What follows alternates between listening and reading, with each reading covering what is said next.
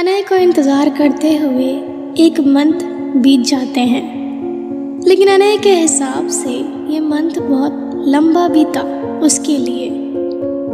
जितना उसको एक साल लंबा नहीं लगा, उतना तो उसे ये मंथ लंबा लगा। ऐसे ही होता है, जब हम किसी का इंतज़ार बेसब्री से करते हैं तो एक मंथ ही नहीं, चंद घंटे भी लंबे लगने लगते हैं।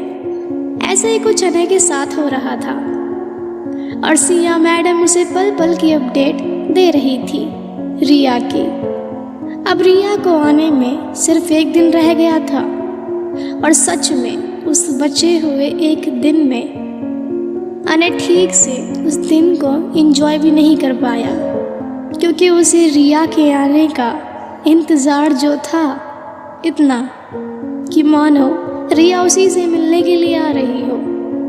रिया अगले दिन दोपहर के टाइम आने वाली थी, लेकिन फ्लाइट डिले होने के कारण अब वो रात में आने वाली थी। सिया अनय को ये बात बताती है। अनय कहता है, ओ शिट, ये क्या हो रहा है भगवान। लगता है भगवान भी नहीं चाहते कि अनय और रिया मिले, इसीलिए डिले पे डिले हो रहा है। रात के टाइम रिया की फ़्लाइट लैंड करती है, तकरीबन 11 बजे रात को। रिया पहले ही अपनी बहन को बता चुकी होती है अपने आने के बारे में, लेकिन मॉम डैड को नहीं बताती है, क्योंकि उसे सरप्राइज़ जो देना था।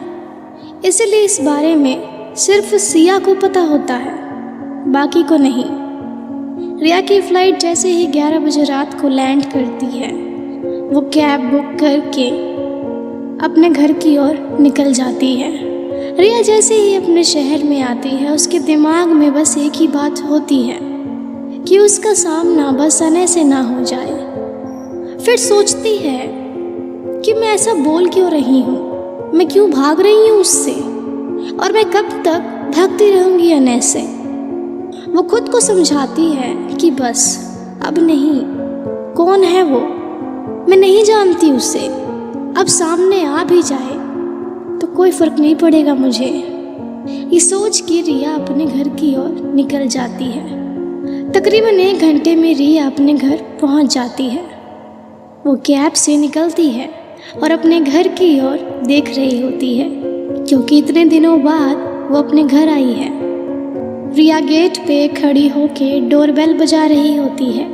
घर वाले सोचते हैं कि इतनी रात में कौन हो सकता है आखिर। रिया के पापा गेट खोलते हैं और वो सरप्राइज हो जाते हैं और बहुत खुश भी हो जाते हैं। खुशी के मारे उनकी आंखों में आंसू आ जाते हैं। रिया की मॉम भी खुश हो जाती है। रिया भी काफ़ी खुश होती है सबको देख के। आज बहुत दिनों बाद रिया अपने घर आई है। रात के 2 बज रहे हैं, लेकिन कोई सोया नहीं है अभी तक। सब बहुत बातें कर रहे हैं, सब बहुत खुश है, और खुश हो भी क्यों ना, आखिर रिया इतने दिनों बाद अपने घर आई है। वो भी मूव ऑन करके आई है, जो कि बहुत बड़ी बात होती है। और जब कोई अपना दूर जाता है और बहुत दिनों बाद घर आता है तो खुशी तो होती ही है, तो उस टाइम खुश रहना तो लाजमी है। ऐसा लगता है आज रात ही सारी बातें कर लेंगे सारे। बातें ख़त्म होने का नाम ही नहीं ले रही होती है उस टाइम। रिया इतने दिनों बाद अपने घर का खाना सबके साथ बैठकर खाती है और बहुत बातें करती है। वो बहुत खुश होती है। रिया थक चुकी होती है। वो सबको गुड नाइट बोल के सोने चली जाती है। बाद में नींद तो आएगी ही, आखिर ट्रैवल करके जो आई थी। रिया के बाद रिया के घर वाले भी सोने चले जाते हैं अपने अपने कमरे में। अगली सुबह होती है, घर में सारे उठ जाते हैं, लेकिन रिया नहीं उठती है। रिया की मॉम रिया को उठाने जाती है, लेकिन रिया के पापा मना कर देते हैं। कहते हैं सोने दो ना, कम से कम चैन की नींद तो ले रही है यहाँ इतने दिनों बाद। ये सुन के रिया की मॉम रिया को उठाने नहीं जाती है। उसके 1 घंटे बाद रिया खुद उठ जाती है। सोते हुए अपने कमरे से निकलती है, अपनी मॉम को गले लगाती है और सबको गुड मॉर्निंग बोलती है।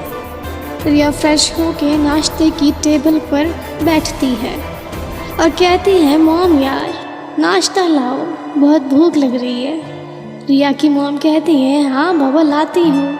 नाश्ते की टेबल पे सब बैठे होते हैं, सब नाश्ता कर रहे होते हैं। सिया रिया से पूछती है कि दी आज आपका कोई प्लान नहीं है क्या कहीं जाने का?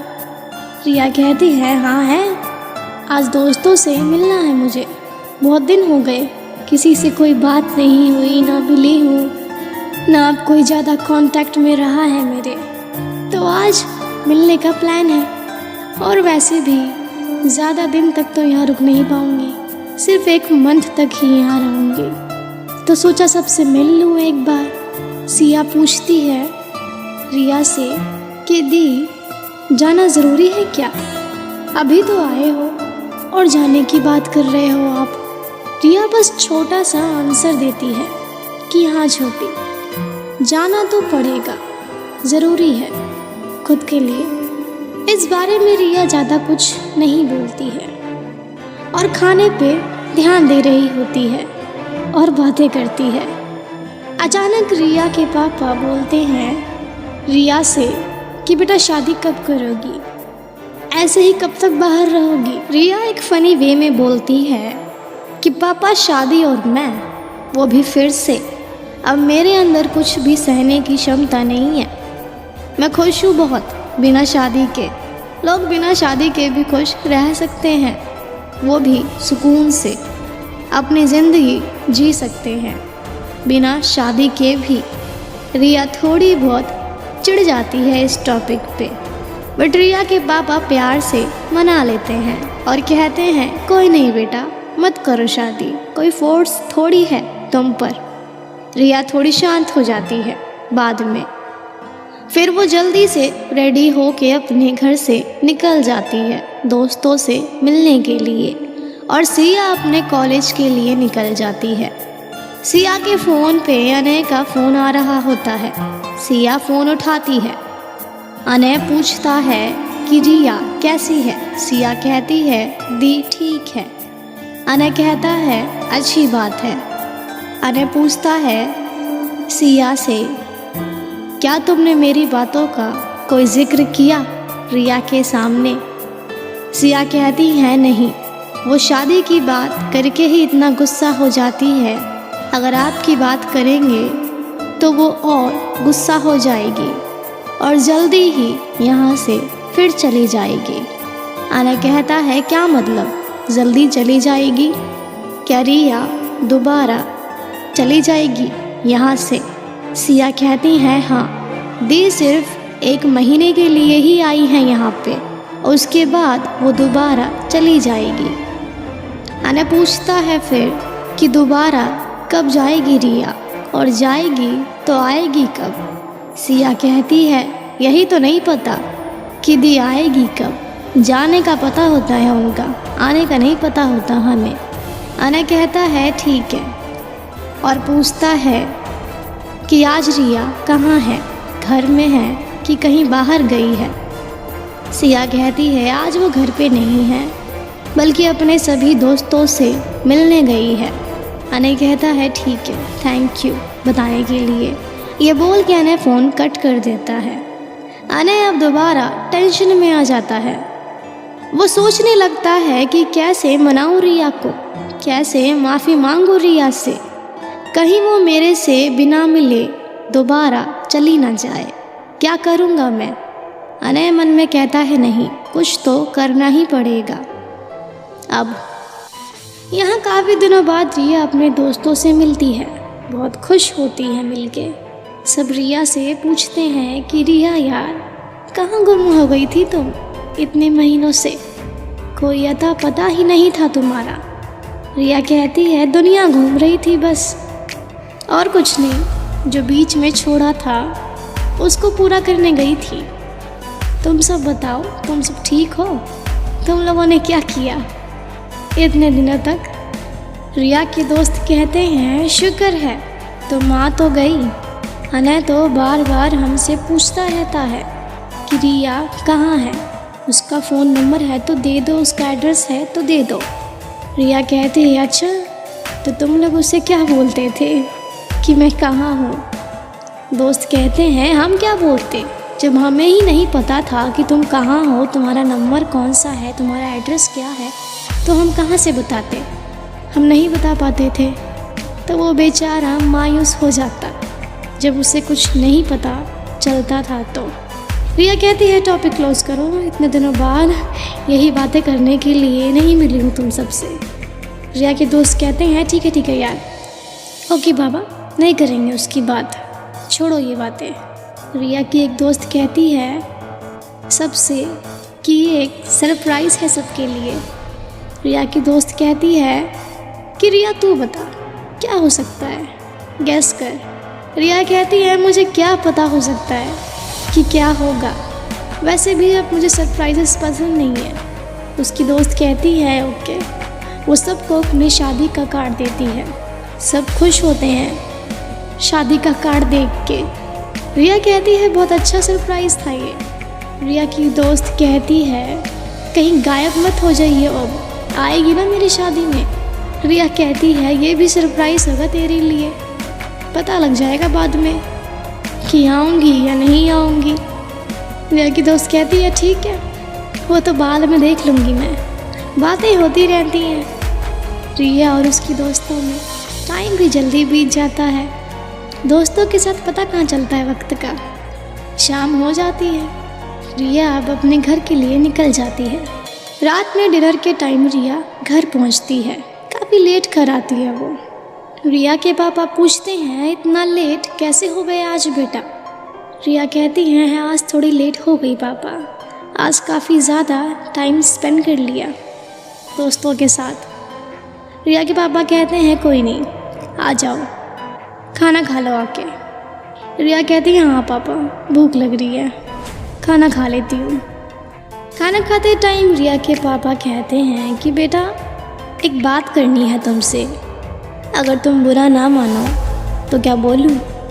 रिया कहती है हाँ पापा बोलो, क्या बात करनी है और मैं क्यों बुरा मानूंगी? रिया के पापा कहते हैं ठीक है। रिया के पापा कहते हैं कि तुम्हारे जाने के बाद मैंने आता था, तुम्हारे बारे में पूछता था, तुम्हारा एड्रेस मांगता था, तुम्हारा फ़ोन नंबर मांगता था, हम कुछ नहीं बताते थे उसे और वो मायूस होकर वहाँ से चला जाता था। रिया के पापा रिया से कहते हैं कि बेटा अनय को अपनी गलती का पछतावा है, अब उसे देखकर हमें ऐसा लगता है। रिया थोड़ी अलग वे में कहती है अच्छी बात है अगर उसे अपनी गलती का एहसास है तो, लेकिन मैं क्या करूं अब, मैं क्या कर सकती हूं इसमें अगर उसे एहसास है तो। और ये अनय है कौन, मैं नहीं जानती हूँ अब इसे पापा, मैं भूल चुकी हूँ अब सब कुछ। टेबल पे बैठ के सिया कहती है ओके दी, अगर भूल ही गई हो तो भागती क्यों हो इस जगह से, एक जगह पे थम क्यों नहीं जाती हो? रिया कहती है छोटी से कि एक जगह पे थमने के लिए कोई वजह भी होनी चाहिए ना, मेरे पास कोई वजह नहीं है कि मैं कहीं रुक सकूं या कहीं स्थिर हो जाऊं। मैं खुश हूँ अपनी लाइफ से बहुत, और पहले से ज़्यादा खुश हूँ मैं। अनय से शादी ना करती तो शायद ऐसा ना होता आज, लेकिन जो होता है अच्छे के लिए होता है। और रही बात अनय की, वो बस मेरा एक्स हस्बैंड है जिसके साथ मेरा कोई ताल्लुक था लेकिन अब नहीं है। वो अपनी ज़िंदगी में खुश रहे या ना रहे मुझे उससे कोई मतलब नहीं है अब, तो अनय का जिक्र ना किया करो मेरे आगे। रिया गुस्से में खाना भी पूरा नहीं खाती है और अपने रूम में चली जाती है। रिया के मॉम और डैड थोड़ा टेंशन में आ जाते हैं, वो रिया को खुश देखना चाहते हैं क्योंकि वो भी जानते हैं रिया खुश नहीं है, बस ऊपर से खुद को कठोर दिखा रही है लेकिन अंदर से वो और कमज़ोर है। रिया के पेरेंट्स चाहते हैं कि अब रिया शादी कर ले, उसकी लाइफ में स्टेबिलिटी आ जाए और वो खुश रहे। लेकिन रिया ना शादी करना चाहती है किसी से और ना ही एक जगह थमना चाहती है। अब बस बंजारों की तरह सफ़र करना चाहती है। अब सिया भी अपने रूम में चली जाती है सोने के लिए। सिया सोने की तैयारी कर ही रही होती है कि सिया को अनय का फ़ोन आता है। सिया कहती है, हाँ बोलो आप। अनय कहता है, क्या तुम मुझे रिया से मिलवा सकती हो बस एक बार। सिया कहती है, अभी तुम्हारे ही बारे में बात हो रही थी नीचे। दी ने कहा कि वो मेरा सिर्फ एक्स हस्बैंड है, उससे ज़्यादा कुछ नहीं। वो तुम्हारे बारे में बात ही नहीं करना चाहती है और ना ही किसी की सुनती है। तो तुम खुद ही समझ जाओ कि वो तुम्हारे बारे में क्या सोचती है और मैं अब तुम्हारी कोई हेल्प नहीं कर सकती हूँ। सॉरी, मैं नहीं चाहती हूँ कि आपकी वजह से दी मुझसे नाराज़ हो जाए। तो सॉरी। अनय को बहुत बुरा लगा ये सुन के। उसे समझ नहीं आ रहा था कि वो क्या करे अब। वो बस रिया से मिलना चाहता था, उसके आगे अपनी बात रखना चाहता था, उसे सब कुछ बताना चाहता था कि उसके जाने के बाद उसे कितनी कमी खली रिया की। वो सब कुछ बताना चाहता था रिया को। अनय बस मौके का इंतज़ार करता था कि वो बस मिल ले एक बार। और अब तो रिया की बहन ने भी हेल्प करने से मना कर दिया, तो इस वजह से तो थोड़ा और टेंशन में आ गया था वो। अनय अब रिया के घर जाने का सोचता है। वो सोचता है अब जो भी हो जाए रिया से बात करके ही रहूँगा। ये बात मन में ठान के वो सो जाता है। सुबह होती है, अनय उठता है और तैयार हो जाता है। वो ऑफिस जाने से पहले रिया के घर जाना चाहता था, इसीलिए वो घर से जल्दी निकल जाता है। अनय बहुत बेचैन था। इतने सालों बाद वो रिया को फेस करने वाला था और थोड़ा नर्वस भी था, लेकिन मिलने के लिए पूरी तरह से रेडी था। थोड़ी देर बाद वो रिया के घर पहुंच जाता है। वो घर के बाहर अपनी कार खड़ी करता है। रिया घर के अंदर सोफे पे बैठ के टीवी देख रही होती है। उसे कोई अंदाज़ा नहीं होता है कि अनय उसके घर पे आने वाला था। अनय रिया के घर के गेट पे खड़ा होकर डोरबेल बजा रहा होता है। रिया गेट खोलने जाती है और गेट खोलने से पहले वो देखती है कि गेट पे कौन खड़ा है। वो देख के हैरान हो जाती है और बहुत नर्वस हो जाती है। वो गेट नहीं खोलती है। अंदर से रिया के पापा आते हैं। वो कहते हैं, तुम गेट क्यों नहीं खोल रही हो? रिया, कब से डोरबेल बज रही है, तुम्हारा ध्यान कहाँ है? रिया कहती है, अनय खड़ा है बाहर, लेकिन मैं घर में नहीं हूँ। अगर ये पूछे तो यही बताना, मैं नहीं मिलना चाहती हूँ। इतना कह के रिया अपने कमरे में चली जाती है। रिया के पापा गेट खोलते हैं। अनय गेट पे खड़ा होता है। रिया के पापा कहते हैं, अंदर आओ बेटा, सॉरी गेट खोलने में थोड़ी देर हो गई। कहता है, सॉरी कैसा अंकल? रिया के पापा कहते हैं, बेटा बैठो। रिया के पापा पूछते हैं कि यहाँ आना कैसे हुआ आज? अनय कहता है, बस मन किया इसीलिए आ गया। वो घर में इधर उधर देख रहा होता है कि उसे रिया दिख जाए कहीं। रिया के पापा अनय से कहते हैं, कुछ चाहिए क्या बेटा? रिया के पापा समझ जाते हैं कि अनय की आंखें रिया को ढूंढ रही है। अनय फिर रिया के पापा से पूछता है कि रिया वापस आ गई है ना? रिया के पापा पूछते हैं कि तुम्हें कैसे पता? अनय कहता है, मुझे सब पता है कि वो यहाँ आ चुकी है। मैं रिया से मिलना चाहता हूँ कि आप उसे बुलाएंगे? मैं ज़्यादा टाइम नहीं लूँगा आपका और रिया का। रिया के पापा कहते हैं कि वो अभी यहाँ नहीं है, वो 2 दिन के लिए अपनी मौसी के घर गई है। रिया के पापा अनय से एक सवाल पूछते हैं कि बेटा तुम यहाँ क्यों आते हो? इतना टाइम क्यों बर्बाद करते हो? क्या तुम श्योर हो कि वो तुम्हें माफ़ करेगी? अनय कहता है, अंकल मैं रिया से मिल के कुछ बातें कन्फेस करना चाहता हूँ। बस रहना या ना रहना उसकी मर्जी होगी, और वो जब तक नहीं मानेगी मैं तब तक अपना टाइम बर्बाद करता रहूँगा। रिया सारी बातें अपने कमरे में रह के सुन रही होती है। कुछ बोलना तो चाहती थी लेकिन नहीं बोल पाई, या उसकी हिम्मत ही नहीं हुई कुछ बोलने की। इतना कह के अनय वहाँ से चला जाता है। वो फिर से मायूस हो जाता है क्योंकि रिया उसे नहीं मिली इस बार भी।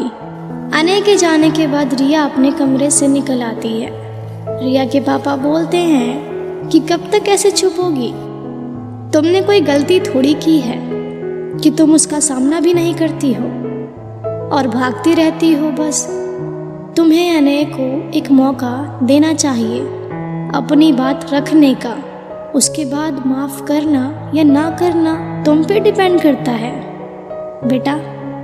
रिया कहती है वक्त अपने आप मौका दे देता है पापा, हमें मौके का नहीं हमें वक्त का इंतज़ार करना चाहिए। बस मैं भी बहुत मौके देखा करती थी लेकिन कुछ नहीं होता था, इसीलिए सब कुछ वक्त पे छोड़ दिया। अब जो होना होगा होगा। रिया के पापा कहते हैं एज यू विश बेटा। आज रिया को अपनी दोस्त की शादी में जाना होता है। रिया के फ़ोन पे उसकी दोस्त का कॉल आता है शादी में आने के लिए कि तुम आओगी या नहीं आओगी।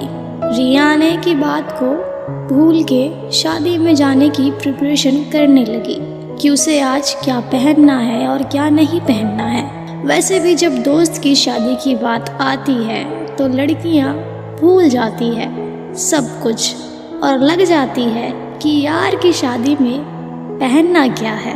रिया भी कुछ इस तरह की हरकत कर रही थी। रिया शादी में जाने के लिए तैयार हो रही होती है अपने रूम में। उसने बहुत अच्छा लहंगा पहना होता है और अच्छी लग रही होती है काफ़ी। रिया की मॉम कमरे में आती है और रिया को देख के कहती है बेटा तुमने शादी नहीं करनी है क्या, कब तक अपने दोस्त की शादी में घूमोगी। रिया मजाक के मूड में कहती है कि मॉम मेरी शादी हुई नहीं थी क्या, भूल गई हो क्या। रिया की मॉम कहती है कि वो कोई शादी थी क्या बेटा। रिया कहती है शायद हाँ, मेरी किस्मत में इसी तरह की ही शादी लिखी हुई थी, तो वो शादी ही तो थी और क्या था। रिया कहती है मॉम मेरा मूड बहुत अच्छा है, इसे खराब मत करो अब। रिया की मॉम कहती है ठीक है कुछ नहीं बोलूँगी अब मैं। रिया कहती है ये हुई ना बात मेरी माँ वाली। रिया शादी के लिए तैयार हो जाती है और शादी में जाने के लिए घर से निकल जाती है अपनी गाड़ी से। रास्ता थोड़ा लंबा होता है शादी में जाने का। रिया गाने चलाते हुए कार में जाती है। अचानक एक ऐसा सॉन्ग प्ले होता है जो अनय को पसंद होता है, जो दोनों साथ में बैठकर सुना करते थे पहले। वो सॉन्ग सुनते सुनते रिया को अनय की याद आने लगती है। वो पुराने पलों को याद करके हंसने लगती है, लेकिन जैसे ही वो अपने शादी के बारे में सोचती है उसके चेहरे की हंसी गायब होने लगती है। वो इमोशनल हो जाती है थोड़ी और गुस्से में सॉन्ग चेंज कर देती है। ऐसे ही सॉन्ग सुनते सुनते वो शादी में पहुंच जाती है। होठों पे मुस्कुराहट और हाथों में गिफ्ट और खूबसूरत सा फूलों का बुके लेकर वो शादी में एंट्री करती है। वो बहुत अच्छी लग रही होती है। पार्टी के आधे लोग रिया को ही देखने लगते हैं। शादी में एक शख्स था जो रिया को देखकर बहुत खुश हो जाता है और वो रिया को देखता रहता है। उसकी नज़रें रिया से हट ही नहीं रही थी। वो इंसान आंखें गड़ाए रखता है रिया पे और रिया को इस बात का इल्म तक नहीं होता है क्योंकि वो मशरूफ़ होती है अपने दोस्त के साथ। वो इतना ध्यान नहीं देती है कि कौन उसे नोट कर रहा है और कौन उसे नोट नहीं कर रहा है। लेकिन वो शख्स रिया से बात करने का मौका ढूंढ रहा था। वो रिया से बात करना चाहता था। थोड़ी देर के लिए रिया कहीं अकेले खड़ी हो जाती है। वो शख्स रिया को अकेला देखकर धीरे धीरे रिया के पास जाता है और उसके पीछे खड़ा हो जाता है। वो शख्स रिया को उसके नाम से बोलता है कि रिया। रिया जैसे ही उस इंसान की आवाज़ को सुनती है वो पीछे मुड़ के देखती है। वो थम सी जाती है थोड़ी अनय को देखकर अपने सामने। वो शख्स और कोई नहीं बल्कि अनय था। किसी का भी दिमाग थोड़ी देर के लिए स्टॉप हो ही जाएगा ऐसी सिचुएशन में। फिर भी रिया अपने आप को कंट्रोल करती है और कॉन्फिडेंट होके अनय से बात करती है। कहती है, हाय, तुम किसकी शादी में आए हो यहाँ? अनय कहता है, अपने दोस्त की शादी में आया हूँ। अनय पूछता है, तुम किसकी शादी में आई हो? रिया कहती है, सेम एज यू। अनय कहता है, ओके। अनय रिया से पूछता है, कैसी हो तुम, ठीक हो? रिया कहती है, ठीक हूँ मैं, तुम बताओ। अनय कहता है, ठीक ही हूँ मैं भी। रिया कहती है, ठीक ही हूँ का क्या मतलब है, ठीक नहीं हो क्या? अनय कहता है, शायद हाँ। अनय पूछता है कि कहाँ गायब हो गई थी तुम? रिया ने कहा, गायब नहीं हुई थी, बस कुछ लोगों से दूर हो गई थी। इसे गायब होना नहीं कहते हैं। अगर गायब हुई होती तो शायद यहाँ खड़ी नहीं होती, क्योंकि गायब हुआ शख्स कभी मिलता नहीं है, वो खो सा जाता है। कुछ लोग खुशनसीब होते हैं जिनकी गायब हुई चीज़ मिल जाती है। खैर छोड़ो, तुम बताओ क्या चल रहा है? तुमने शादी वादी की या नहीं, या अभी तक कुंवारे बैठे हो? अनय कहता है, सब तो अच्छा चल रहा है, और रही बात शादी की तो शादी करने का मन नहीं करता है अब। रिया हंसते हुए मूड में कहती है, क्यों? अनय कहता है पता नहीं, बस मन नहीं करता अब। अनय पूछता है कि तुम शादी कब करोगी? रिया कहती है, पता नहीं कब करूँगी। अनय कहता है, मैंने तुम्हारा आर्टिकल पढ़ा था, कंग्रेचुलेशंस फॉर अवार्ड। रिया कहती है, थैंक यू।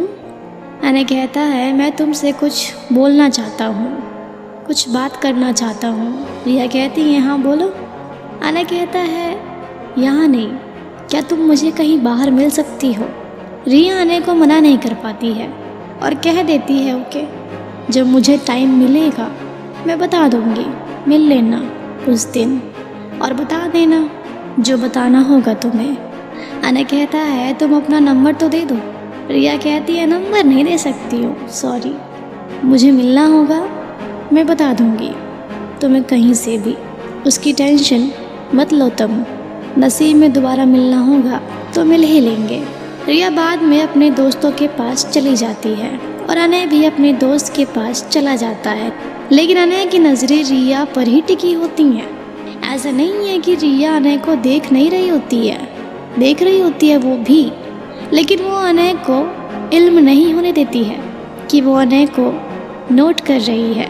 दोनों अपने दोस्त की शादी को एंजॉय करते हैं। बाद में अचानक रिया शादी से बिना बताए चली जाती है अपने घर और अनय रिया को ढूंढ रहा होता है कि वो कहाँ चली गई। रिया पूरे रास्ते सिर्फ अनय के बारे में सोचती है कि उसे मिलूं या ना मिलूं, क्या करूं। उसे कुछ समझ नहीं आ रहा होता है कि वो क्या करे और क्या ना करे, क्योंकि वो दोबारा नहीं टूटना चाहती थी। अब रिया कैसे तैसे करके अपने घर पहुंच जाती है। वो घर के अंदर जाती है, सब सो रहे होते हैं उस टाइम घर में। वो अपने रूम में चली जाती है, बहुत थकी होती है तो सो जाती है। इधर अनय अपने आप को कोस रहा होता है कि उसे एक ही मौका मिला था और उसने वो भी गंवा दिया। अनय ने अब सब कुछ भगवान भरोसे छोड़ दिया। सोचता है अगर किस्मत में होगा तो सब ठीक हो जाएगा, अगर नहीं लिखा होगा तो कुछ भी कर लो ठीक नहीं होगा। रिया बहुत सोचती है कि अनय से मिलूं या नहीं, क्योंकि वो कंफ्यूज बहुत ज़्यादा होती है। इधर अनय बेचारा रिया के कॉल का वेट करता है कि वो कब मिलने को बोलेगी या वो नहीं बोलेगी। अनय को यकीन है कि रिया उसे ज़रूर मिलेगी, इसीलिए वो अपनी आशा नहीं छोड़ता है। इंतज़ार करते करते अनय को 1 मंथ बीत जाते हैं, लेकिन रिया का कॉल नहीं आता है। अब रिया दोबारा जा रही है वापस पेरेंट्स ने काफ़ी रोका, लेकिन रिया नहीं रुकी। रिया के पापा ने रिया से बोला कि बेटा, इस तरह कहीं भी चले जाने से कोई किसी को नहीं भूलता है। रिया ने कहा, भूल जाऊंगी एक दिन, वक्त सब कुछ मैनेज कर ही लेता है। रिया अपना सूटकेस लेके अपने घर से निकल जाती है। अनय ऑफिस में होता है। अनय को नहीं पता होता है कि रिया अब जाने वाली है। अनय के फ़ोन पे एक अननोन नंबर से कॉल आता है। वो रिया का कॉल होता है। रिया कहती है, मैं यहाँ वेट कर रही हूँ, क्या तुम आ सकते हो? अगर तुम आ सकते हो तो आ जाओ, वरना कोई बात नहीं। अनय खुश हो जाता है काफ़ी और कहता है कि हाँ, मैं आ रहा हूँ, तुम रुको वहीं। रिया कहती है, ओके, मैं वेट करती हूँ। रिया सोचती है कि जाने से पहले एक दफ़ा अनय को बोलने का मौका दे के जाऊँ इस बार, इसीलिए उसने अनय को कॉल किया था।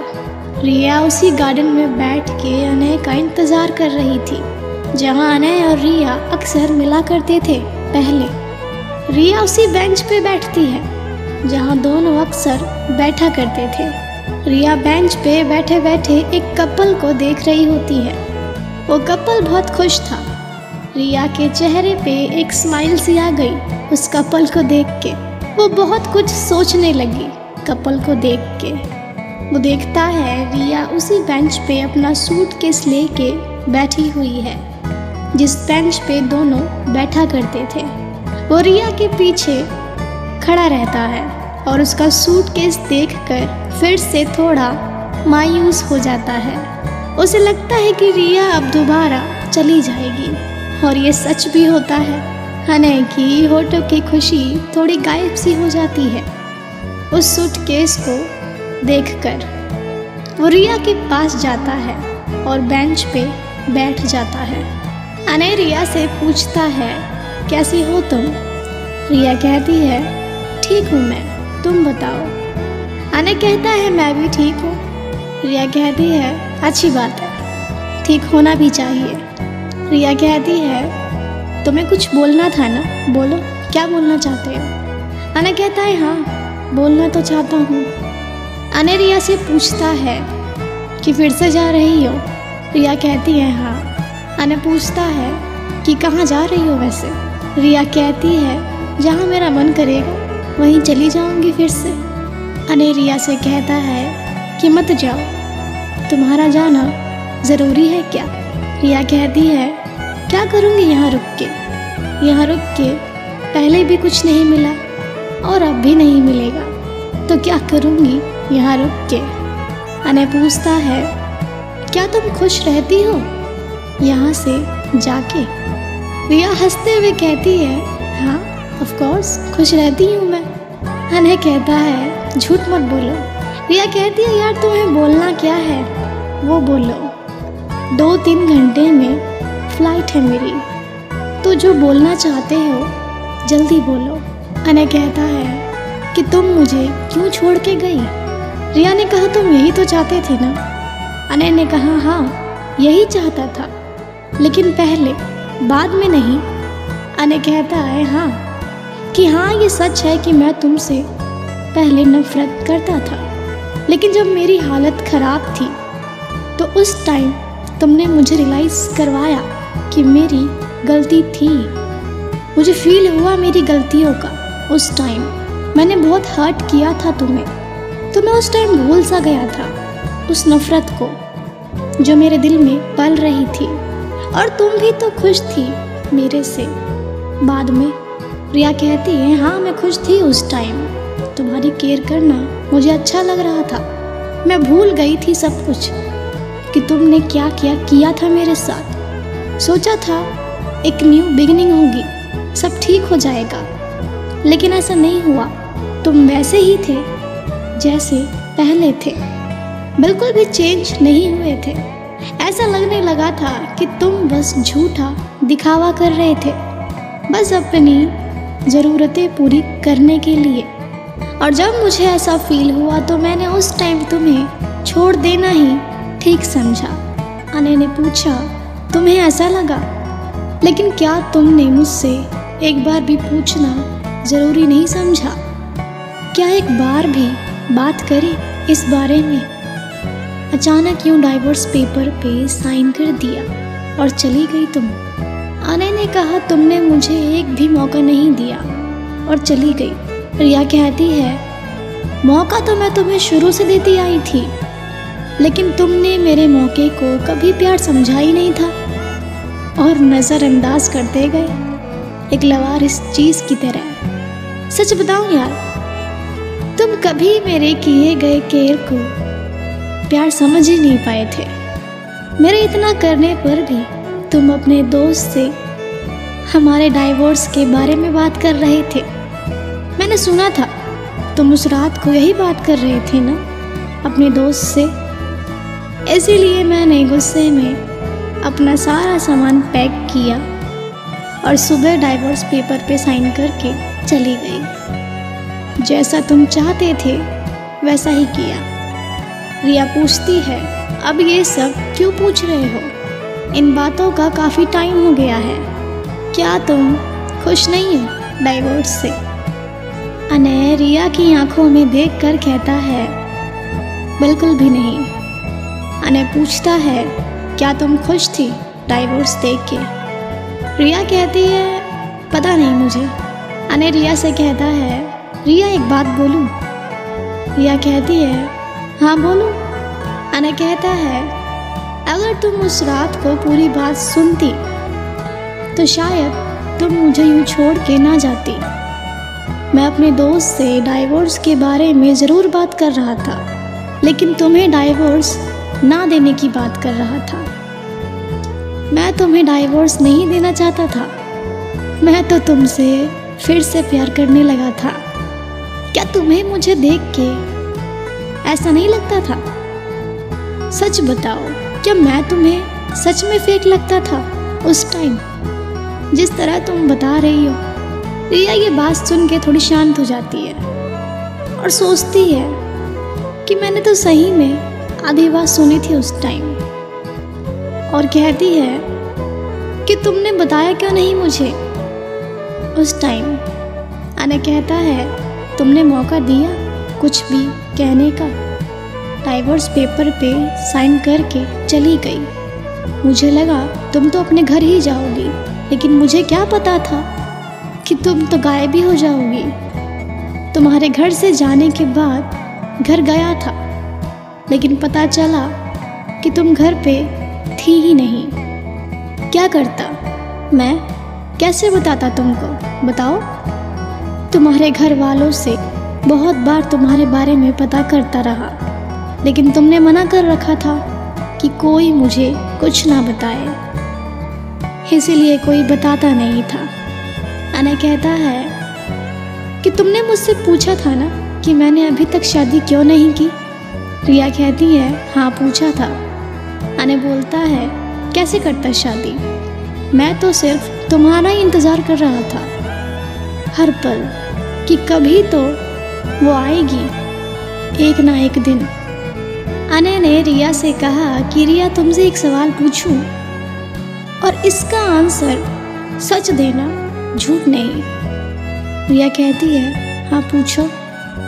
अनय पूछता है कि क्या तुम मुझे सही में भूल गई थी या भूल गई हो? क्या मैं तुम्हें कभी याद नहीं आता था या याद नहीं करती हो अभी भी? रिया ये क्वेश्चन सुन के थोड़ी चुप हो जाती है, इधर उधर देखने लगती है और अचानक बहुत रोने लगती है। वो रोते हुए कहती है मैं भूल ही नहीं पाई तुम्हें कभी। बहुत कोशिश की लेकिन नहीं भूल पाई। और रही बात याद आने की, तो ऐसा कोई दिन नहीं था मेरा कि मैंने तुम्हें याद नहीं किया होगा। सबको झूठ बोला करती थी मैं कि मुझे अब कोई फ़र्क नहीं पड़ता, लेकिन मुझे फ़र्क पड़ता था, बहुत पड़ता था, लेकिन मैं किसी को कह नहीं पाती थी। काश तुम मुझे सब कुछ पहले ही बता देते, या मैं ही आधी अधूरी बात सुन के कहीं ना जाती, तो ये सब होता ही नहीं। अनय कहता है काश तुम मुझे कुछ कहने का मौका देती तो शायद ये सब नहीं होता। दोनों एक दूसरे को गले लगाते हैं और रोने लगते हैं काफ़ी ज़्यादा। ये मूवमेंट ही ऐसा होता है कि कोई भी रोने लगे। अनय रिया से कहता है तुम्हारी फ़्लाइट का टाइम हो रहा है, जाओगी नहीं क्या? रिया अपनी फ़्लाइट का टिकट निकालती है और अपने हाथों से उन टिकट्स को फाड़ देती है। अनय के चेहरे पे एक बहुत ही प्यारी और मस्त सी स्माइल आ जाती है। अनय रिया को दोबारा शादी के लिए प्रपोज करता है। कहता है कि इस बार मैं ज़रूर शादी निभाऊंगा जैसा तुम चाहती हो। अब मैं वो अनय नहीं हूँ।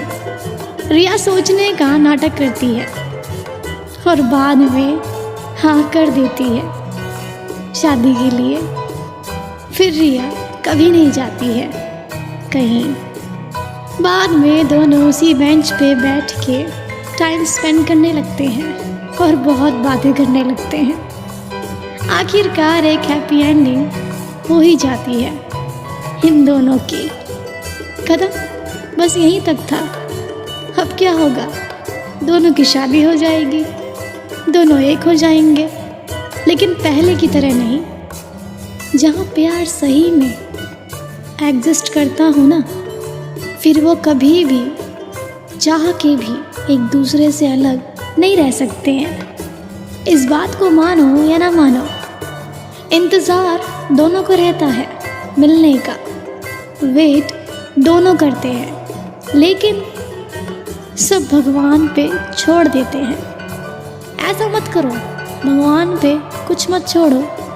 भगवान भी तुम्हारे करने का वेट करता है कि दोनों बात तो करें, तब तो मैं कुछ करूं। स्टोरी अच्छी लगे तो लाइक, कमेंट, शेयर ज़रूर करना और इंस्टा पे भी फॉलो ज़रूर कर लेना।